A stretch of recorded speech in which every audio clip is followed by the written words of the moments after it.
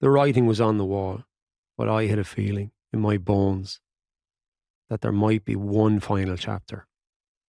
I felt I just might catch a break somewhere that would let me back for a few farewell games in green. I'd earned my 120th cap against Fiji in the second last of the autumn internationals in November 2024. I actually came on for the last half hour and played on the wing. Jacob Stockdale had done his hamstring, but the overall picture was that I'd slipped down to third in the pecking order behind Jamo and Craig. The changing of the guard was happening in earnest now. It was looking like I'd be squeezed out of it for the 2025 Six Nations. Fair enough. What will be, will be. But there's a corner of my mind where I'm thinking, you never know. You just never know. You might get lucky one more time. I have been incredibly lucky my whole career.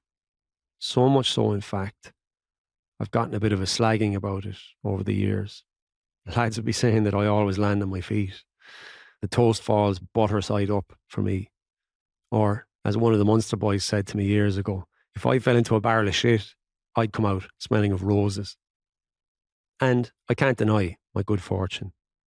I have had the most amazing run, especially in a sport where horrendous injuries are an occupational hazard. The only thing I will add to that is I think I've made my own luck too by taking maximum care with my fitness and conditioning from day one in the academy through every season since. One of the reasons I ended up playing so many games for club and country was I minded my body religiously.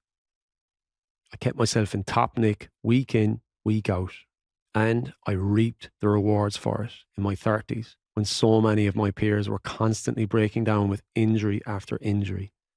Their bodies were just crumbling. In fairness, there was probably an element of genetic luck here too, in that my system could cope pretty smoothly with the athletic demands of test match rugby.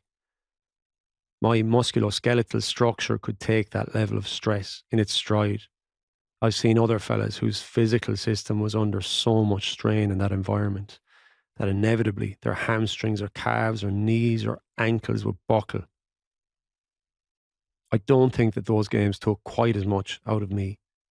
I could recover quickly and be fresh again for the next match. I think that natural physical resilience, allied to all the daily maintenance I did, saved me from the sort of injuries that would take years out of another player's career. And it all contributed to the longevity that allowed me to play for Ireland up until the eve of my 36th birthday.